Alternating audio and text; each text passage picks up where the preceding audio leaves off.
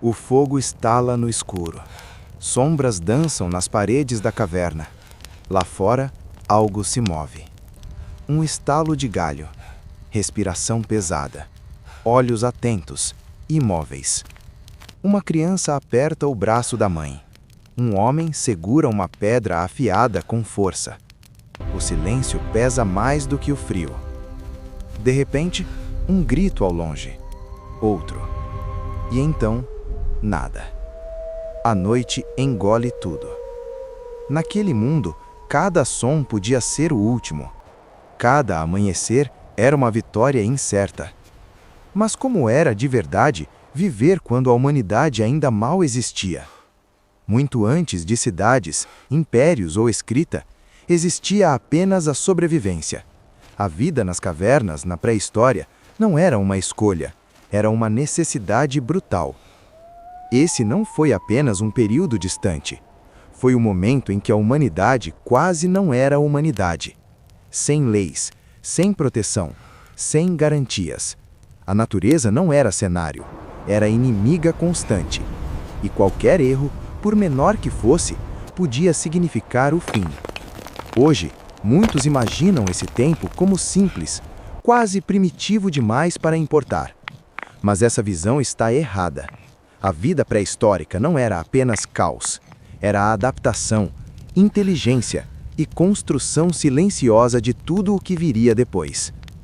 Antes do medo dominar completamente, existia algo próximo de equilíbrio. Grupos pequenos, organizados, aprendendo com o ambiente. Eles conheciam os ciclos dos animais, sabiam onde encontrar água, entendiam, à sua maneira, o ritmo da terra. Mas esse equilíbrio era frágil, sempre à beira do colapso. O mundo da pré-história era vasto e implacável. Florestas densas, planícies abertas, montanhas hostis. Os grupos humanos eram nômades, seguiam o alimento, seguiam a sobrevivência. Não existia propriedade, não existia acúmulo. Tudo era imediato. A caverna não era um lar confortável.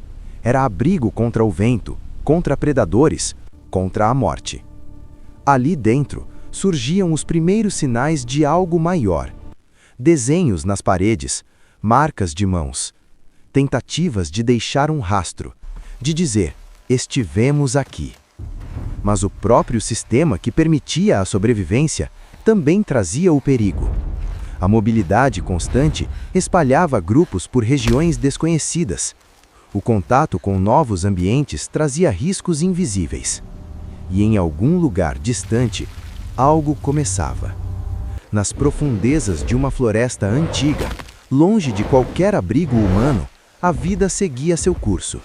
Animais caçavam, feridas se abriam, sangue tocava o solo. Micro-organismos invisíveis aos olhos se multiplicavam. Parasitas encontravam novos hospedeiros. Nada disso era compreendido. Nada disso era sequer percebido. Mas ali, silenciosamente, nascia uma ameaça. Não como um evento único, mas como um processo constante e inevitável. A natureza não fazia distinção. E então, o contato. Um grupo humano se aproxima de uma área de caça. Encontra um animal morto. Carne fácil, sobrevivência garantida, ou assim parecia. Eles cortam, carregam, comem. E levam consigo algo que não podem ver. A partir desse momento, o problema deixa de ser distante. Ele entra na caverna. O primeiro a adoecer não entende o que acontece.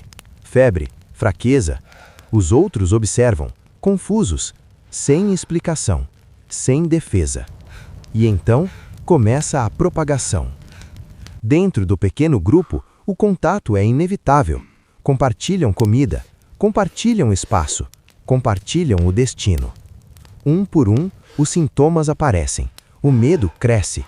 Alguns fogem, mas levam consigo o mesmo mal. E assim, ele se espalha. De grupo em grupo, de território em território. Sem rotas comerciais, sem cidades. Mas com algo mais poderoso. O instinto de sobreviver que força o movimento constante. E com o movimento, vem a contaminação. As reações humanas são limitadas. Sem conhecimento, restam apenas crenças. Alguns acreditam que espíritos estão punindo o grupo. Outros evitam os doentes, abandonam os mais fracos. Não por crueldade, mas por medo. Tentam isolar, tentam fugir, mas cada decisão parece piorar tudo. O que era união começa a quebrar. Laços se desfazem, a desconfiança desaparece. Dentro das cavernas, o ambiente muda. Menos vozes, menos movimento, mais silêncio. Corpos são deixados para trás. Rituais são interrompidos. A sobrevivência coletiva dá lugar ao instinto individual. E o medo do outro se torna constante. Quem está doente? Quem será o próximo?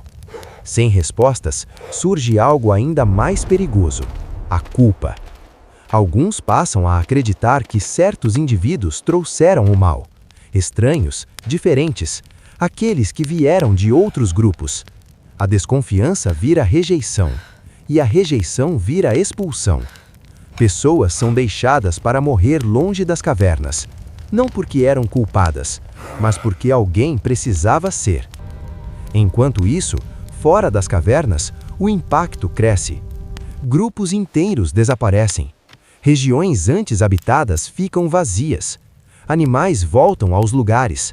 A natureza avança sem resistência. O mundo humano encolhe. Sem registros, sem história escrita, mas com marcas invisíveis deixadas na evolução. E então, lentamente, o recuo. Não há cura, não há vitória, apenas o esgotamento.